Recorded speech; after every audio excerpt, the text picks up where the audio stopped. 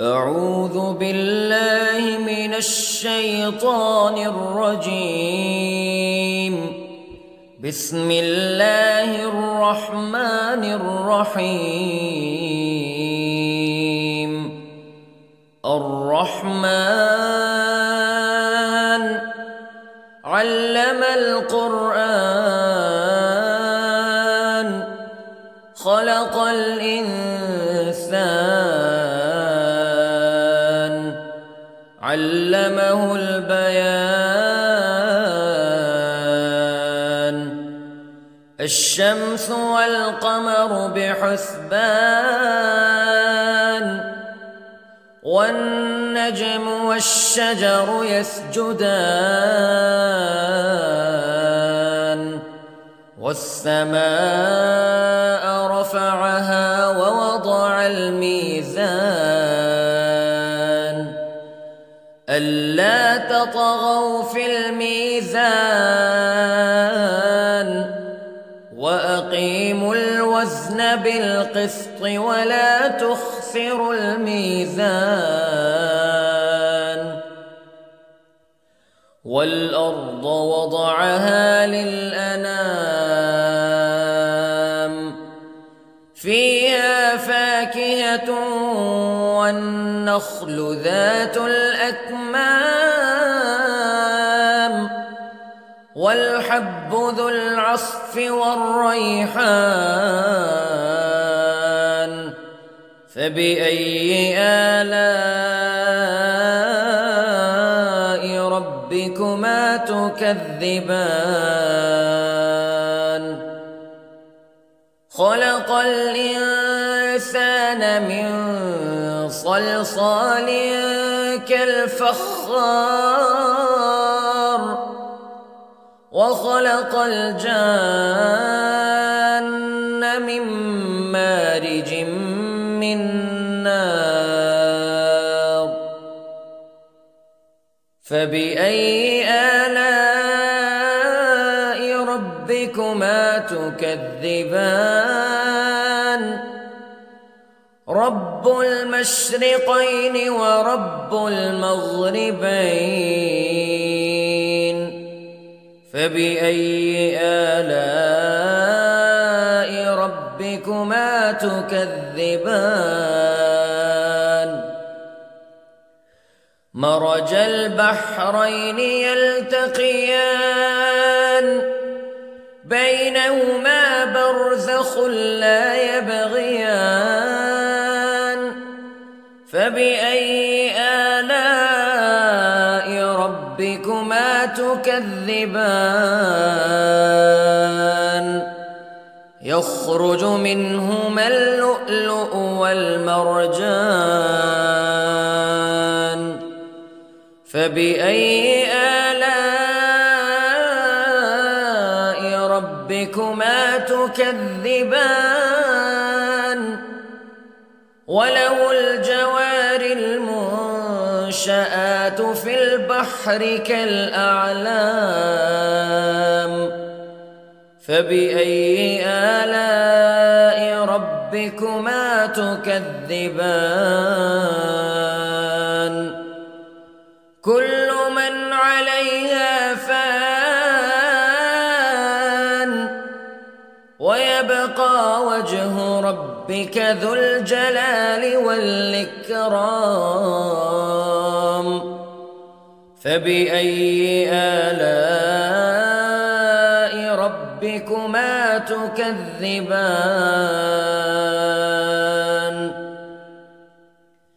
يسأله من في السماوات والأرض كل يوم هو في شأن فبأي آلاء ربكما تكذبان. سنفرغ لكم أيها الثقلان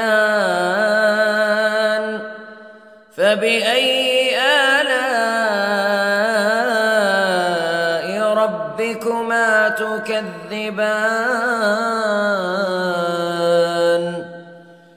يا معشر الجن والإنس استطعتم أن تنفذوا من أقطار السماوات والأرض فانفذوا لا تنفذون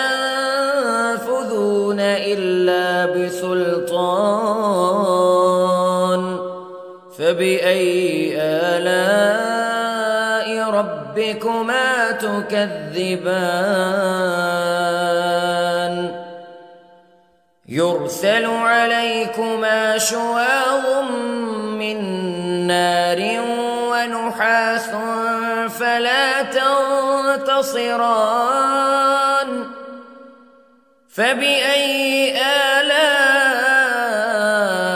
ربكما تكذبان فإذا انشقت السماء فكانت وردة كالدهان فبأي آلاء ربكما تكذبان فيومئذ لا يسأل عن ذنبه إنس ولا جان فبأي آلاء ربكما تكذبان يعرف المجرمون بسيماهم فيؤخذ بالنواصي والأقدام فبأي آلاء ربكما تكذبان هذه جهنم التي يكذب بها المجرمون يطوفون بينها وبين حميم آن فبأي آلاء ربكما تكذبان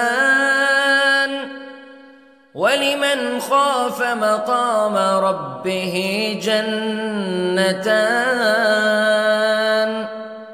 فبأي آلاء ربكما تكذبان ذواتا أفنان فبأي آلاء ربكما تكذبان فيهما عينان تجريان فبأي آلاء ربكما تكذبان فيهما من كل فاكهة زوجان فبأي آلاء ربكما تكذبان متكئين على فرش بطائنها من استبرق وجنى الجنتين دان فبأي آلاء ربكما تكذبان فيهن قاصرات الطرف لم يطمثهن إنس قبلهم ولا جان فبأي آلاء ربكما تكذبان كأنهن الياقوت والمرجان فبأي آلاء ربكما تكذبان هل جزاء الإحسان إلا الإحسان فبأي آلاء ربكما تكذبان ومن دونهما جنتان فبأي آلاء ربكما تكذبان مدهامتان فبأي آلاء ربكما تكذبان فيهما عينان نضاختان فبأي آلاء ربكما تكذبان فيهما فاكهة ونخل ورمان فبأي آلاء ربكما تكذبان فيهن خيرات حسان فبأي آلاء ربكما تكذبان حور مقصورات في الخيام فبأي آلاء ربكما تكذبان لم يطمثهن إنس قبلهم ولا جان فبأي آلاء ربكما تكذبان متكئين على رفرف خضر وعبقري حسان فبأي آلاء ربكما تكذبان تبارك اسم ربك ذي الجلال والإكرام